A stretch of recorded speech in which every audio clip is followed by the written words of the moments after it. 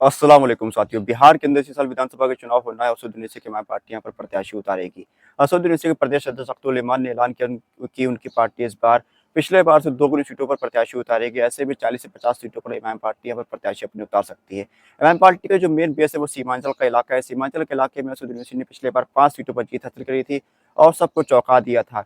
हालांकि 5 में से 4 विधायक बाद में भारतीय जनता एमआईएम पार्टी को छोड़कर आरजेडी में शामिल हो गए थे। अब देखना होगा कि सीमांचल के इलाके में असदुद्दीन ओवैसी की क्या सियासी साख बची है। असदुद्दीन ओवैसी कितने मजबूत सीमांचल के इलाके में।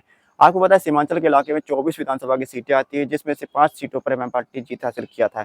एमआईएम पार्टी का मेन जो गढ़ है वो किशनगंज लोकसभा सीट है, जिसमें 6 विधानसभा की सीटें आती हैं। इन 6 में से पिछले बार एमआईएम पार्टी ने 4 सीटों पर जीत हासिल करी थी। हालांकि एक सीट अररिया जिले की भी एमआईएम पार्टी ने जीत हासिल करी थी।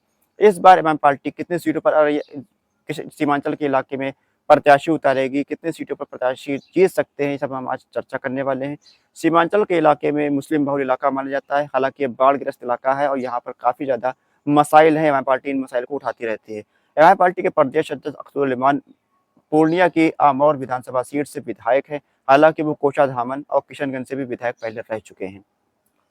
उनका उनकी सीट को लेकर तमाम चर्चा चल रही है कि उनको लोगों का मानना है कि वो बहादुरगंज से कोचाधामन से चुनाव लड़ेंगे। हालांकि कुछ लोगों का मानना है कि वो आमौर से ही चुनाव लड़ेंगे। सीमांचल के इलाके की बात करें तो यहाँ पर वैसे की पार्टी ने पिछले बार 14 प्रत्याशी उतारे थे, जिसमें से 5 सीटों पर जीत हासिल हुई थी, बाकी सीटों पर एमआईएम पार्टी की हार हुई थी।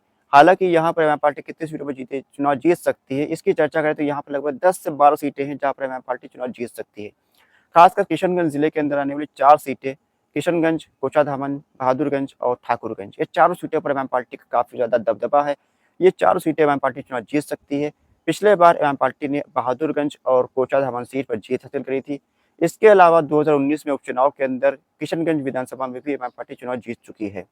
ठाकुरगंज सीट ऐसी है जहाँ पर इमाम पार्टी ने अब तक जीत हासिल नहीं करी है, लेकिन यहाँ पर भी इमाम पार्टी के टिकट के दावेदार 3 से 4 लोग हैं। ऐसे में इमाम पार्टी यहाँ पर काफ़ी मजबूत है और यहाँ पर भी इमाम पार्टी चुनाव जीत सकती है।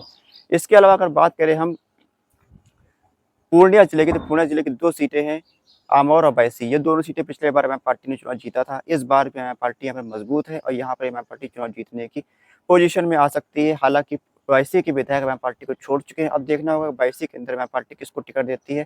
साथ ही साथ आमौर से तो अख्तर उल इमान विधायक है, वो चुनाव लड़ते हैं या फिर किसी और सीट पर जाते हैं, भी देखने वाली बात होगी। अररिया जिले की बात करते हैं, यहाँ पर जोकीहाट सीट पर इमाम पार्टी ने पिछले बार शहनवाज आलम को टिकट दिया था, वो चुनाव जीते थे। वो अब आरजेडी में जा चुके हैं। यहाँ पर टिकट को लेकर तमाम तरीके की अफवाहें चल रही हैं। कुछ लोगों का कहना है कि यहाँ पर मौलाना अब्दुल्ला सालिम साहब को टिकट मिलेगा। कुछ लोगों का कहना है कि यहाँ पर मुखिया मुर्शीद आलम को टिकट मिलेगा। हालांकि टिकट किसको मिलेगा ये तो बात की बात है, लेकिन ये सीट भी इमाम पार्टी चुनाव जीतने की स्थिति में है। इसके अलावा अररिया सिटी सीट जो है ये भी इमाम पार्टी चुनाव जीत सकती है। मुस्लिम बहुल सीट है। राशिद अनवर इमाम पार्टी के प्रत्याशी पिछले बार थे, लगभग 9,000 वोट मिला था। हालांकि वो पहला चुनाव था उनका। अब वक्त बदल गया, 5 साल का अरसा गुजर गया। 5 साल बहुत ज़्यादा वक्त होता है। ऐसे में देखना होगा कि यहाँ पर इमाम पार्टी टिकट किसको देती है और यहाँ पर क्या रिजल्ट आता है अररिया की सीट पर।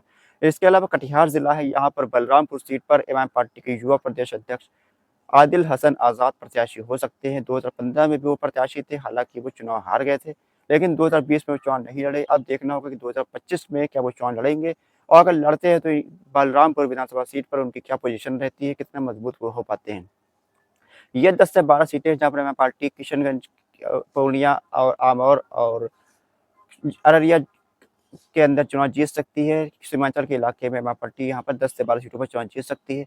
इसके अलावा कौन सी सीट है जहाँ इमाम पार्टी चुनाव जीत सकते हैं, अपनी राय कमेंट बॉक्स में लिखकर जरूर बताइए। खुदा हाफिज़।